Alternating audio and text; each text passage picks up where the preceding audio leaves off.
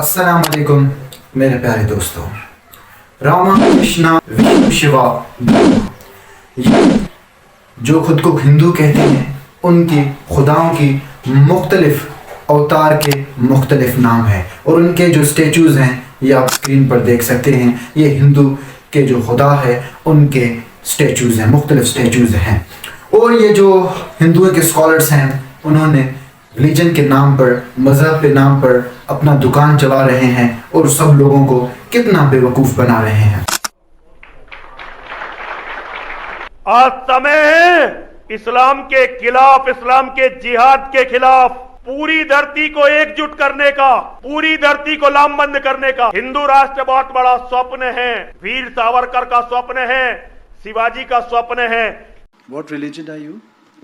What religion are you? I never identified with myself with any religion as such, because we must understand this. Religion is a very foreign thing to India. Historians तारीखदानों के मुताबिक जो Hinduism है वो एक बहुत कदीम मजहब है, वो एक रिलीजन है और उनका जो बुक है, बहुत बड़ा स्क्रिप्चर जो कि उनको ब्रह्मा ने दिया था, विष्णु ने दिया था, वो वेदास हैं। वो कहते हैं कि ये जो वेदास हैं ये नाजिल की हुई किताब है और ये सच्ची किताब है और ये खुदा से आई हुई किताब है।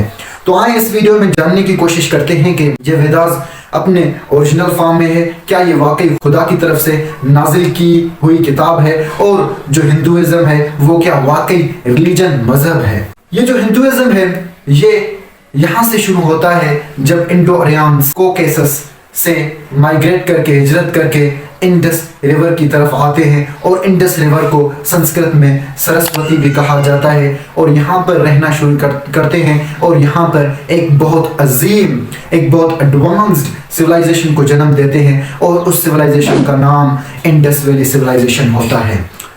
अगर आप इस इंडस वैली सिविलाइजेशन के बारे में इतना नहीं जानते तो आप जो स्क्रीन पर वीडियो दिया हुआ है आप उसे देखें, आपको सब कुछ बताया जाएगा इंडस वैली सिविलाइजेशन के बारे में। और हमें फरवरी के एंड तक 500 सब्सक्राइबर हासिल करने हैं तो आप इस वीडियो को जरूर सब्सक्राइब करें। यहाँ पर वो बहुत बड़ी अजीम इंडस वैली सिविलाइजेशन को जन्म देते हैं और यहाँ के जो रहवासी थे, ये जो इंडस वैली सिविलाइजेशन है ये अफगानिस्तान के नॉर्थ ईस्ट, इंडिया के नॉर्थ वेस्ट और पाकिस्तान के साउथ वेस्ट इलाकों में इधर इंडस रिवर के किनारे पर आबाद था। यहाँ के जो रहवासी थे उनको संस्कृत में सिंधु कहा जाता था और फिर सिंधु से हिंद लफ्ज आता है और हिंद लफ्ज से जब ब्रिटिश का रूल था इधर इंडस के रहवासियों पर तो उन्होंने इंडिया लफ्ज अखज़ किया था हिंदी से। तो यहाँ से पता चलता है कि जो हिंदुइज्म है वो हिंदी लफ्ज से आता है और हिंदुइज्म ये बताता है जो यहाँ के रहवासी थे जिनको हिंदू कहा जाता है उनके रीत रिवाज, उनके बारे में, उनके ज़िंदगी का जो तरीका था, उनके बारे में जो उनका ज़िंदगी का हालत था, स्टेट था, उसके बारे में बताने को हिंदुइज्म कहा जाता है। हिंदुइज्म एक ज्योग्राफिकल नेम है और ये कोई मजहब नहीं है। लेकिन जो ये हिंदू थे इनका जो मजहब था वैदिक रिलीजन था। ये वेदास को फॉलो करते थे, ये वेदास की पैरवी करते थे और हिंदुओं के मुताबिक जो यहाँ के रहवासी थे जिनको हिंदू कहा जाता है उनके मुताबिक ये वेदास उनको ब्रह्मा ने दिया था। यहाँ भारत में ये लिखा गया है कि ये जो वेदास है ये ब्राह्मणा ने हिंदुओं को दिया था, उनके सेंट्स को दिया था, उनको पैगाम दिया था और फिर उन्होंने मुख्तलिफ लोगों तक पहुंचाया था। वो मुख्तलिफ अवतार इनकारनेशन में आया, विष्णु, शिवा, राम, और उसने मुख्तलिफ पैगाम दिए और इन मुख्तलिफ पैगामात को वेदास का नाम दिया गया है और वेदास का मतलब है इल्म, नॉलेज। फिर उस वेदास को मुख्तलिफ जो ऋषिज थे जिनको शखास भी कहा जाता है और ऋषिज भी जिनको कहा जाता है, ये हिंदुओं के सेंट्स थे, ये हिंदुओं के बुजुर्ग थे और हिंदुओं के स्कॉलर्स थे जिन्होंने मुख्तलिफ लोगों तक ये वेदास पहुंचाया, इसका पैगाम पहुंचाया जो कि उनको ब्रह्मा ने दिया था। और जो सबसे बड़ा हिंदुओं का सबसे बड़ा जो सेज है उसको अंगिराज कहा जाता है। ये अंगिरा फैमिली से है और ये बहुत बड़ा सेज था, उसने बहुत मेहनत किया और मुख्तलिफ कॉर्नर, मुख्तलिफ जो जगह थे, इलाके थे, वहाँ की तरफ गया और वहाँ के लोगों को ये वेदास का पैगाम दिया और वहाँ तक पहुँचाया। ये जो वेदास है इसके 4 बड़े किताब हैं, उनमें से ऋग्वेदा है, समावेदा है, यजुर्वेदा है, अथर्ववेदा है। जो ऋग्वेदा है वो जो कुदरत है उसके तारीफ के गाने गाता है, उसके तारीफ के नगमे उसमें लिखी हुई हैं और कायनात के तारीफ के नगमे उसमें, मंत्रास उसमें कायनात के तारीफ के बारे में चीज़ें लिखी हुई हैं ऋग्वेदा में। और जो समावेदा है उसमें सॉन्ग्स, उसमें मंत्रास लिखी हुई हैं। और जो यजुर्वेदा है उसमें वर्शिप के बारे में चीज़ें लिखी हुई हैं, वो कि कैसे ब्रह्मा का इबादत किया जाए, कैसे विष्णु का इबादत किया जाए, कैसे रामा का इबादत किया जाए, उसके बारे में, वर्शिप के बारे में, इबादत के बारे में बताता है। और जो चौथा है अथर्ववेदा, वो रिचुअल्स के बारे में बताता है कि जो इंडियंस रिचुअल्स हैं, मैरिज रिचुअल्स हैं, ट्रेडिशंस हैं, उनके बारे में, उन चीज़ों के रिचुअल्स के बारे में वो मुख्तलिफ चीज़ें अथर्ववेदा बताता है। ये अथर्ववेदा को 4 और छोटे ब्रांचेस में तकसीम किया गया है। और वो कौन से 4 छोटे ब्रांचेस हैं, उनमें जो पहला ब्रांच है वो संहिताज है। संहिताज इसको collection of songs, collection of mantras का जो जमा है उसको संहिताज कहा जाता है। और जो ब्राह्मणाज है वो रिचुअल्स हैं, इंडियन रिचुअल्स हैं, मैरिज के बारे में, सेक्रीफाइस कुर्बानी के बारे में, रीत रिवाज के बारे में बताता है। और जो अरियनकाज हैं वो रिचुअल्स के बारे में बताता है, वो वर्शिप रिचुअल्स के बारे में बताता है। और जो उपनिषद हैं वो स्पिरिचुअलिटी के बारे में बताता है, मजहब के बारे में बताता है, इन चीज़ों के बारे में बताता है। ये जो 4 ब्रांचेस हैं वेदास की, ये हमें थियोलॉजी है उसके बारे में बताते हैं, फिलोसफी के बारे में इल्म देते हैं, स्पिरिचुअलिटी के बारे में इल्म देते हैं। ये जो 4 छोटे ब्रांचेस हैं वेदास के, इनको 6 और ब्लॉक्स सपोर्ट करते हैं, इनको सपोर्ट करते हैं। वो 6 कौन से ब्लॉक? उनमें शिक्षा है, उनमें व्याकरण है, उनमें छंदास है, उनमें निरुक्ता है, ज्योतिषा है और उनमें कल्पा है। ये जो 6 ब्लॉक्स हैं ये मुख्तलिफ फील्ड्स के स्पेशलाइजेशन, महारत के बारे में बताते हैं, मुख्तलिफ फील्ड्स के बारे में बताते हैं, उसके स्पेशलाइजेशन के बारे में बताते हैं। और ये मुख्तलिफ फील्ड्स के बारे में इल्म देते हैं और नॉलेज देते हैं। जो शिक्षा है वो it is the study of phonetics. और जो व्याकरण है it is the study of grammar. और जो छंदास है it is the study of linguistic rhythm. और जो निरुक्ता है it is the study of etymology. और जो ज्योतिषा है it is the study of astronomy. और जो कल्पा है it is the study of rituals. तो ये मुख्तलिफ फील्ड्स, मुख्तलिफ चीज़ों के बारे में, उनके स्पेशलाइजेशन के बारे में बताते हैं और ये मुख्तलिफ चीज़ों को समझाते हैं और सिखाते हैं। ये जो 6 ब्लॉक्स हैं जो कि वेदास को सपोर्ट करते हैं, ये जो है ना वेदास को कॉम्प्लीमेंट करते हैं, उनके बारे में इल्म देते हैं। जैसे हदीस है और जो इमाम्स हैं कुरान के बारे में चीज़ें बताते हैं, तो शिक्षा ये भी चीज़ें उनके बारे में बताते हैं। और उनको समझाने के लिए ये चीज़ें ब्रांचेस बनाई गई, ब्लॉक्स बनाए गए और उनको समझने के लिए ये ब्लॉक्स बनाई गई, उनको कॉम्प्लीमेंट करते हैं वेदास की फ्रेमवर्क, इसे आप कह सकते हैं। और ये जो वेदास हैं 4 छोटे ब्रांचेस हैं, इनको 4 और अपवेदास इनको सपोर्ट करते हैं। वो कौन से 4 अपवेदास हैं? उनमें से आयुर्वेदा है पहला, वो it is the study of medicine and life sciences. जो दूसरा है गांधर्वेदा, वो it is the study of art, dance and music. जो तीसरा है वो है Dhanurveda, it is the study of warfare and archery. और जो चौथा है वो अर्थशास्त्र, जो कि it is the study of business administration. ये मुख्तलिफ फील्ड्स के बारे में और मुख्तलिफ चीज़ों के बारे में बताता है, इल्म सिखाता है और चीज़ें सिखाता है, ताकि जो वेदास हैं उनको समझना आसान हो और उनको सीखना आसान हो। और जो वेदास हैं उनके 2 किस्म होते हैं, एक किस्म श्रुति होता है और एक किस्म स्मृति होता है। जो श्रुति वेदास होते हैं उनको व्हाट इज हर्ड वेदास कहा जाता है। जो चीज सुनी हो और जो चीज फैलाई हो उसे क्या कहा जाता है? स्मृति कहा जाता है। जो चीज वर्बली, जैसे आपने कोई वेदास सुना, कोई पैगाम सुना, आपने उसको दूसरे लोगों तक पहुंचाया, उसे वेदास कहा जाता है। हिंदुओं के मुताबिक ये जो उनके बड़े बड़े ऋषिज थे, उनके बड़े बड़े शाखास थे, उनके बड़े बड़े जो स्कॉलर्स थे, वो मेडिटेशन, वो गौर व फिक्र करते थे नेचर पर, उस पर सोचते थे, उस पर गौर व फिक्र करते थे। फिर उसके बाद वो अपना आइडियाज़, वो अपना सोच, गौर व फिक्र दूसरे लोगों के साथ शेयर करते थे और वो दूसरे लोगों के साथ शेयर करते थे। तो इसको क्या कहा जाता था? इसे जो है ना श्रुति कहा जाता था। ये श्रुति के जो किताब थे उनमें संहिताज आता है, उपनिषद आता है, रामायणाज आता है, आर्यनकाज आता है। और दूसरा जो किस्म है वो स्मृति। स्मृति वो चीज़ है जो कि ऑथर्स, लेखक ने खुद लिखे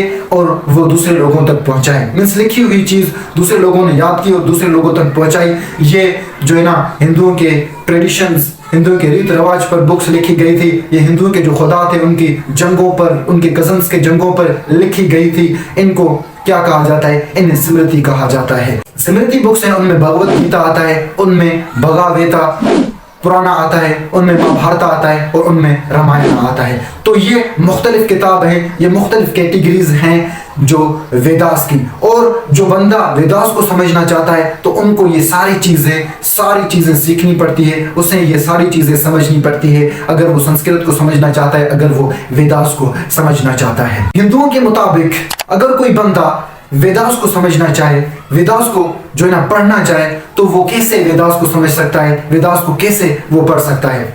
हिंदुओं के मुताबिक पहली बात यह है कि उसको अगर कोई बंदा सीखना चाहता है तो उसको पहले ऋषि के पास, गुरु के पास जाना चाहिए। फिर वो उसे आहिस्ता आहिस्ता सिखाएगा, वो अच्छा स्कॉलर, अच्छा हिंदू का गुरु हो। फिर उसके बाद उसको क्या करना पड़ता है कि उसको फिर ये जो ब्लॉक्स हैं 6 और ये जो वेदास हैं मुख्तलिफ, इसके फोनेटिक्स हैं, ग्रामर है, इसके एटिमोलॉजी है, एस्ट्रोनॉमी है, फिलॉसफी है, ये सारी जो चीजें बेसिक चीजें, उसको ये बेसिक चीजें और इसको संस्कृत वो चीजें उसको सीखनी पड़ती हैं। और हिंदुओं के मुताबिक ये इसको सीखने में 12 से ज्यादा साल लगते हैं, सिर्फ बेसिक जो चीजें हैं उसको सीखने में। अगर कोई दिल से मेहनत करे फिर वो 12 साल में सीख सकता है, अगर कोई दिल से मेहनत ना करे तो उससे तो 30-40 साल लगते हैं। और फिर उसके बाद 12 साल के बाद उसको एक्स्ट्रा वोकेबुलरी संस्कृत को और वेदास को समझने के लिए पढ़नी पड़ती है। अगर वो एक्स्ट्रा वोकेबुलरी नहीं पढ़ता तो उसे वेदास बहुत मुश्किल से समझ में आएगा। तो अगर हम हिस्ट्री खोल कर देखें, 100 साल 1 सेंचुरी पीछे तारीख में जाएं, 200 साल 2 सेंचुरी तारीख में पीछे जाएं, आप मुझे एक भी बंदा, एक भी गुरु, एक भी ऋषि बताएं जिसने ये बैठकर ये सारी चीजें सीखें और इन पर अमल किया और फिर इनको लोगों तक पहुंचाया। आप मुझे एक दिखाएं, वाकई में मानूंगा कि ये जो वेदास है वो ओरिजिनल है और वो सच है।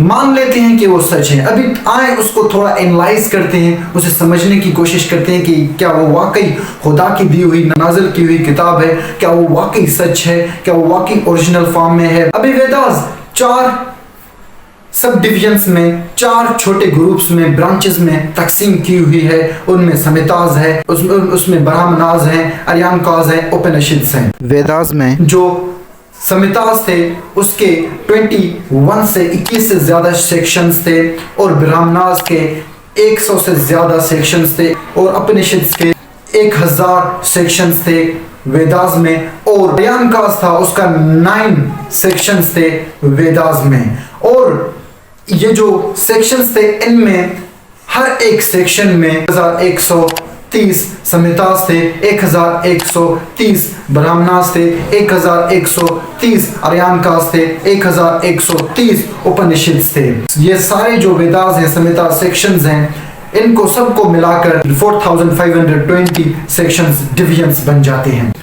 तो ये ओरिजिनल फॉर्म था, ये ओरिजिनल वेदास का बुक था। लेकिन आज अगर हम देखें, आज अगर हम वेदास को एनालाइज करें तो अभी 11 सिर्फ समितास के सेक्शंस हैं, जो है ना 18 ब्राह्मणास के सेक्शंस हैं, 220 उपनिषद्स के सेक्शंस हैं और सिर्फ 7 आर्यानकास के सेक्शंस हैं। ये सिर्फ टोटल मिलाकर 6% जो है ना वेदास की बनाते हैं। मींस 6% अभी जो वेदास है वो ओरिजिनल है। ये भी 6% भी मुमकिन नहीं था कि लोगों के पास 6% हो, क्योंकि पहले तो ये था कि जो गुरु थे वो वेदास पर इतना फोकस नहीं करते थे, उसमें अपने चीजें डालते थे और उस पर इतना गौर व फिक्र नहीं करते थे। और दूसरी चीज के उस वक्त के जो दौर थे, द एज ऑफ काली था और मुख्तलिफ दूसरे जो एजेस आए, मुस्लिम्स आए, जो क्रिश्चियंस आए, दूसरे मजहब आए, तो लोगों ने उसको खत्म कर दिया। अभी ये 6% भी हम नहीं कह सकते कि 6% जो वेदास का है वो ओरिजिनल है। हमें ये नहीं पता कि वो खुदा की तरफ से आई हुई किताब है या नहीं है, ये अल्लाह ताला को पता है। हमें सिर्फ 4 बुक्स के बारे में पता है जो कि अल्लाह ताला ने रिवील की हैं, लेकिन उसके अलावा हमें कुछ और की बुक्स के बारे में नहीं पता, क्योंकि मैं भी शायद वेदास अल्लाह ताला की तरफ से आई हुई किताब है या नहीं है, मैं भी वो हो सकता है, शायद वो हो सकता है, शायद वो नहीं हो सकता। अल्लाह ताला की नाजिल की हुई किताब, तो हमें उसके बारे में नहीं पता। लेकिन अगर हम उसे देखें कि वाकई वो ओरिजिनल फॉर्म में है या नहीं, तो उसके 6% से भी कम ओरिजिनल वेदास वो बची हुई। बाकी सब जो है ना इंटरपोलेशन हुआ है, बाकी सब चीजें जो योगीज थे, इन लोगों ने, राइटर्स ने उसमें डाली हैं। अगर वो खुदा की दी हुई किताब है ओरिजिनल फॉर्म में, जैसे हिंदू कहते हैं कि वेदास अपने ओरिजिनल, अपने सच्चे फॉर्म में है, तो आए इसमें देखते हैं कि क्या इसमें साइंटिफिक एरर्स हैं, क्या इसमें इख्तलाफ हैं। अगर ये खुदा की दी हुई, नाजिल की हुई किताब है तो इसमें इख्तलाफ नहीं हो सकते। जिस बुक में इख्तलाफ हो वो खुदा की किताब नहीं हो सकता। आए इसको थोड़ा एनालाइज करते हैं साइंटिफिक नजर से इसको वेदास को देखते हैं।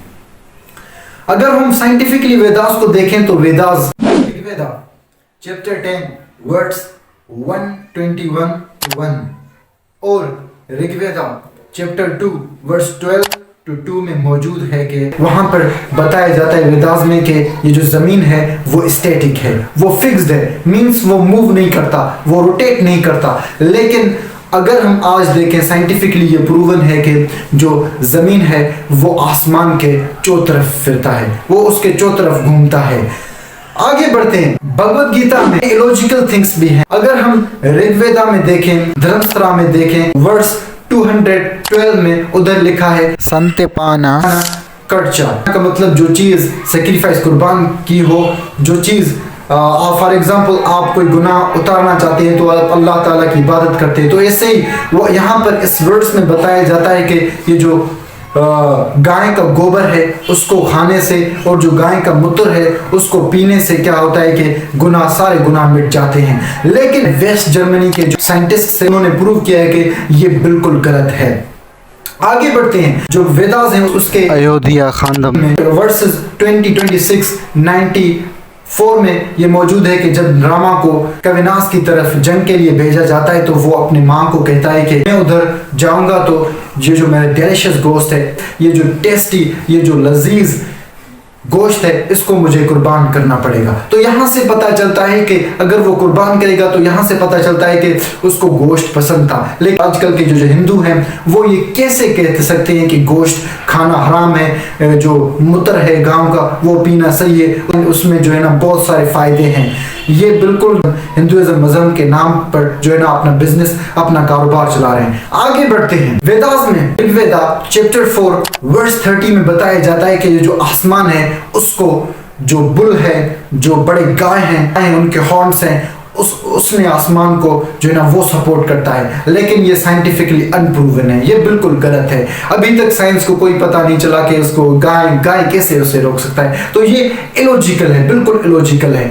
आगे बढ़ते हैं, वेदास में ये बताया जाता है कि ये जो चांद है वो रोशन होता है खुद के रोशनी से, मीन्स वो खुद रोशनी पैदा करता है। लेकिन साइंटिफिकली ये प्रूवन है कि जो चांद है वो सूरज से रोशनी अखज़ करता है। आगे बढ़ते हैं, वेदास है वहां पर बताया जाता है कि ये जो अर्थक्वेक आता है ये इसकी वजह से आता है कि ये जो जमीन है वो हाथियों के ऊपर है। जब हाथी ऐसे ऐसे करते हैं तो इसकी वजह से जो है ना अर्थक्वेक, इसकी वजह से ज़लज़ला आता है। लेकिन साइंटिफिकली ये प्रूवन है कि जो टेक्टोनिक्स हैं, प्लेट्स हैं जमीन के नीचे, जब वो टकराते हैं उसकी वजह से ये ज़लज़ले आते हैं। वेदास में ये बताया जाता है कि सूरज है ये जमीन के सेंटर पर है, लेकिन ये बिल्कुल गलत है क्योंकि जो जमीन है सूरज के चौ तरफ घूमता है और जो सूरज है वो जमीन से 147.38 मिलियन किलोमीटर दूर है, इतना दूर है। और जो वेदास है वो ये बताता है कि जो जमीन है, जो दुनिया है वो फ्लैट है, वो सीधा है, वो ट्रायंगुलर है। लेकिन अभी हमें पता चला कि जो जमीन है वो राउंड है, वो गोल है। आप ऐसे बहुत ज्यादा आप वेदास में मिस्टेक्स देखोगे, आप वेदास में गलती देखोगे। आजकल के जो ब्राह्मणास कम्युनिटीज के जो लोग हैं वो ये करते हैं कि वो वेदास की कुछ मंत्रास को याद करते हैं, वेदास की कुछ सॉन्ग्स को याद करते हैं, जो है ना शादी के रिचुअल्स के लिए, रिवाज के लिए, शादी को कंप्लीट पूरा करने के लिए और जो वर्शिप करने के लिए और दूसरी दीगर चीज़ें के लिए 2-3-4 मंत्रास याद करते हैं। दैट्स इट, और कुछ भी उनको नहीं आता। आप उनसे सवाल पूछ लें। और बहुत सारे जो हिंदुओं के स्कॉलर्स हैं वो भी ये कहते हैं कि ये जो ओरिजिनल फॉर्म है वेदास का वो गुम हो गया है, हम उसे ढूंढ नहीं सकते। और बहुत सारे जो पुरानास के फॉलोअर्स हैं वो ये कहते हैं कि पुराणास पर जो बिलीव करेंगे, यकीन करेंगे, तो वो वेदास मीन्स वेदास को वो सच करता है। तो पुराणास खुद लोगों ने लिखी हैं, सेंट्स ने लिखी हैं। तो ऐसे ये खुद की फिलॉसफी है, खुद की उनकी थॉट्स है। और ये जो हिंदुइज्म की रिलीजन के ऊपर ये जो अभी बहुत सारे स्कॉलर्स आते हैं, बहुत सारे योगीज आते हैं, गुरुज आते हैं, ये बिल्कुल अपना बिजनेस कारोबार चला रहे हैं। तो यहाँ पर मेरा साइंटिफिक और जो लॉजिक कंक्लूजन है वो ये है कि जो वेदास को हमने साइंटिफिकली भी देखा, लॉजिकली भी उसको देखा, हिस्ट्री है, हिस्ट्री तौर पर भी उसको देखा, तो यहाँ से हमें पता चलता है कि जो वेदास था वो में भी शायद अल्लाह ताला का किताब हो सकता है, ना भी हो सकता है, लेकिन उसके अंदर बहुत सारी चीज़ें डाली गई। और अभी जो ओरिजिनल वेदास हैं वो बिल्कुल ख़त्म हो चुका है, वो अभी हासिल नहीं हो सकता क्योंकि उसकी नामो निशान मिटा दिया गया है। और अगर वो ओरिजिनल फॉर्म में भी होता तो वो उस वक्त और उस लोगों के लिए था, अभी के लोगों के लिए वो कोई भी फायदा नहीं दे सकता। अल्लाह ताला कुरान मजीद में कहता है सूरह अल-बकरा चैप्टर 2 वर्स 79 में, फ़वैलुल लज़ीना यक्तुबूनल किताब बिअयदीहिम थुम्मा यक़ूलूना हाज़ा मिन इंदिल्लाह। Woe to those people who write scriptures with their own hands and say it is from Allah. लानत हो उन लोगों पर जो लोग खुद के हाथों से किताब लिखते हैं और कहते हैं कि ये खुदा की तरफ से है। मैं बस सबसे यही गुजारिश करूंगा कि ये जो वेदास है इस पर खुद गौर व फिक्र करें और इसे समझने की कोशिश करें और जो सच्चा रिलीजन, सच्चा दीन है उस पर सर्च करें और सच्चा दीन ढूंढने की कोशिश करें। That's it all for today. Allah Hafiz.